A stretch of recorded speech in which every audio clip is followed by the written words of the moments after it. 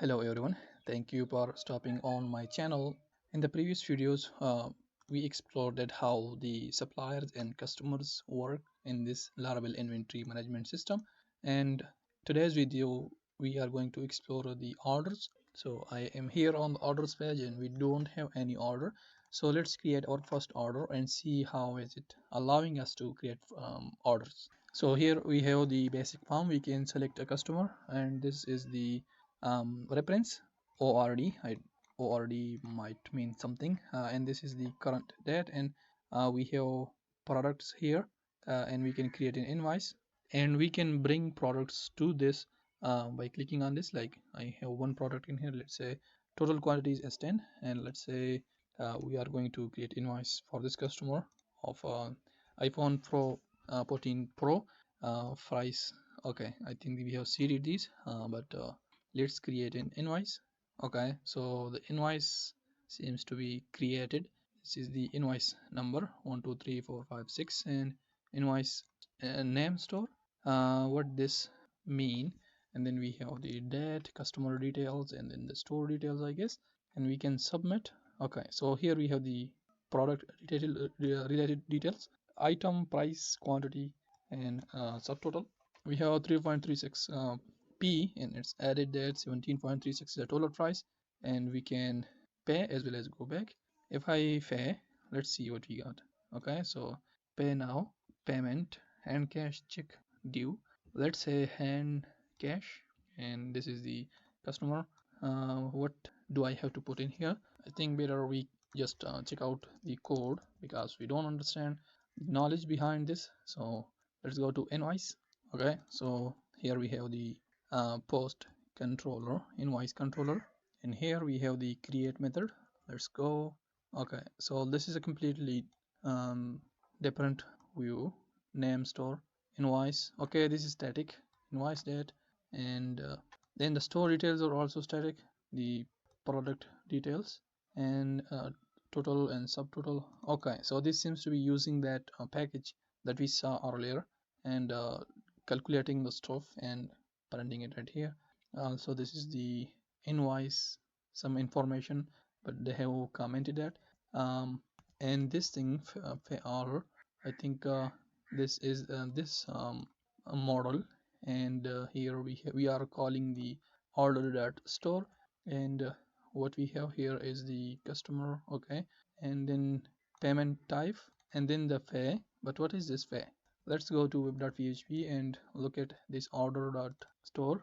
Okay, let's go to order controller, and here in the store, first we are going to create an order, again using the request all, but hopefully it's gonna validate all of them. The reason why I'm saying it's not a good idea to use like this is, if I go to order model, if a user sends updates the data and send a request, like with the updated one, it's going to be assigned to a different, let's say a different customer ID, let's say a different subtotal or total or something like that. So it will be updated automatically, like it will be put whatever you pass in the request, which is not good, right? And order details, again inserting it like this for each of the content is cart content. This is, I guess, the package. You can see the shopping cart package it's using. As we saw, we have seen in during the introductions, and then destroying that and showing the success message. But I think we should do some work in here and validate the stuff. Okay, again it's merging the things that are required for it, like subtotal. If I send total from the request, like if you know burp suite, we can like intercept the request and then we can send requests. But now if I intercept this request, let's look at this from the security perspective. Let's say whenever I click on Fay, I am sending a request, right? And we can check it right here as well, from the developer tool here on the network tab. Whatever information I'm sending here, I can intercept that in the burp suite, and if I want to automate that, like upgrade that or make some changes in it, I can make a changes. And if I send a different order status or different total products or different total, let's say, I can send it. But here if we think for the total, I guess it will be if the total already exists in here, and it's going to merge that. Is it going to like update the existing one or append another one? If it's going to append another one, then and that's risky because it's going to like create two totals. And what's going to happen in here? Is it going to put both of them, or it's going to throw an error? I guess Laravel will throw an error in that case. But if I send whatever I send from that, storing things that coming from the user directly like this is not a good idea, and definitely we are not going to use this. But since we are just exploring for now, let's see what we got in here. So get the customer ID, payment type, and fee. I don't know what this fee is. We can look at the order. What is it called? Order migration as well. In the fee is nothing, just an integer. Maybe this is the amount, and then we have the due. No idea about this, but maybe I don't know. You can tell me in the comments. Okay, then we have the ID generator. It's going to invoice number. Okay, it's gonna generate invoice.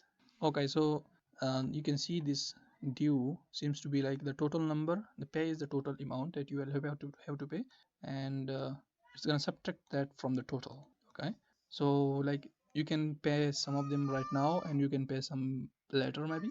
But this is not clear. If I put let's say 11 and click on pay, and again you can see we got 302 on this one. Okay, so we got an error. N+1 query again, and then here we have the intel PHP extension is required to use this method. Okay, number, currency, total, ERU. Okay, so let's see if we can enable this extension on VS Code. php.ini use let's use VS Code, not always. Yeah, let's search for intel. Okay, here we have it. Okay, so now we will save this and close this as well, and let's refresh. I think we can restart the server as well. Let's go. Now we have restarted the server, and let's refresh the page again. Found the following influx query request in this, and again php until php extension is required to use this method. But we are using it, we have enabled it, and we can confirm that again. Let's search for until down. There we go. You can see we have enabled it, but maybe we have to restart the server. So I'm gonna serve the application again, and let's hard reload the page by Control Shift R. And I guess this time the page has been loaded because we don't see any error. Okay, there we go. So here we have the invoice, and then customer, due date, payment is hand cash. This is the total amount, and it's pending. We can print it. Okay, again some static stuff, but still we are just okay. We can download it as well as print it, and by printing, it's using the Control R, I guess. So like if I press I guess Control V, you can see it's calling the save to PDF page. Okay, so here we have these information. We can download it. Let's download this. Okay, so we can save it, and let's see what it is using to make this download option available. So we are going to go to, do we have a download button in here? Okay, let's go to web.php and search for download. Here we have the order details, invoice, download thing, and here we will search for that. Okay, download invoice. We are passing the details to this print invoice. And another thing, if you have noticed, is it's using custom templates. While we can create like a layouts file and then render all these things into that layout file, so that we do not have this code replication everywhere. Like if I want to make another, like if let's say I want to load bootstrap into this or another thing, then I will have to change change it on all the places. So if we have like one layout file, then it's easy to just like update that one, and the rest of them will be updated automatically. And then the store name is again static, and then these details are static, but we are looking for the download button. Download invoice, download btn dash download. We are using anything in here, just okay, js so I think the logic is in here, but let's go to app.js, and okay, so invoice download button, this is the click event, and then doing some adjustment, you can see height and width and canvas width and height and total PDF images. It's calculating that from here, and then HTML to canvas, and then passing the offer. The first one, allow tight tint. Okay, what this mean I don't know. Then we have JS PDF object created, and then at the end it's going to save this, and I think this is why it's allowing us to save that. We can explore more about this JS PDF. So we are going to do some googling about JS PDF, and this we are going to go to GitHub Parallax JS PDF. Let's give it a star. Client-side JavaScript PDF generation for everyone. Okay, seems to be a very popular package, but I didn't know about it. Quite old as well, 5 years ago. JS PDF, and then a library to generate PDFs in JavaScript. You can catch me on Twitter. Okay, then we can install it, so we can use it on CDN as well. Just like I think they have downloaded it and put it in the public directory, and you can see the basic usage is like that, and you can use it. But I think using this is very interesting because we have seen there is a package for Laravel and PHP as well, but it's very complicated to generate PDFs with. So then let's find that out. Laravel create PDF. There is a package. Yeah, this is DOM PDF. It's for PHP as well as for Laravel. There is a separate page for Laravel. You can see HTML2 PDF converter. GitHub. This is the GitHub profile for them. But I have used it. It's very complicated to work with it. So I was creating the CV creator or resume creator. Like you will fill the form, you will fill all the information, and then there will be a button. When you click on it, it will create a nice looking. You will have a template, and once you select the template, you select the you fill on the periods, and you provide all your information, all your links, and then once you are done, you can generate a PDF. I was using the ROM PDF in that project, but it's very complicated to work with it. And also I guess some extensions, you can see requirements, you can see these extensions has to be installed, while there is no extension requirements for the JS PDF. Which one was that? This JS PDF one. Okay, so use whatever you think is great, but here they have used the what is called the JS PDF, and there's also something that just learned from this making this video. Here this is the canvas, HTML to canvas. Let's see, let's view its GitHub.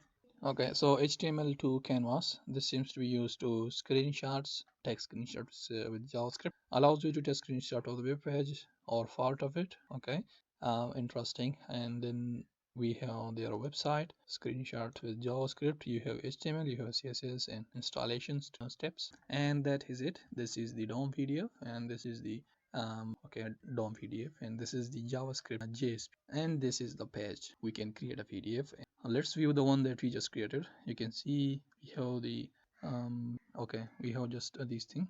The okay, this seems to be a screenshot because they are using that one.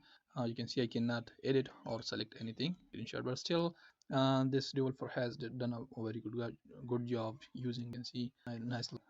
Still these things are static, but still it's okay. Have the PDF generated. Okay, so let's go back. We should have a back button right here, right? And how can I go back? There is no button to go back. Let's get it here on the front invoice. Let's use the AI to do it. For hit enter, and there we go. There is our back button, and it will redirect us to the order.index. Okay, let's go back. Okay, so that was just the overview to this. We are going to make changes to this because the things seems to be we need to upgrade them so that they are improved, they have proper validation and stuff like that. And this is the view page. This is just having the complete detail, and we can complete order from here as well. Still it's in printing, as we saw there. We can approve order and complete order. This seems to be both of them working the same thing, but they are how we should have that over there in the index as well, maybe. But when you click on it, there should be confirmation, do you want to approve this or not. So that is all about the orders. We are going to make a second part and third part of this so that we have a deep understanding of what's going on here in this Laravel inventory management system and how is it for. So thank you for watching, and I will see you in the next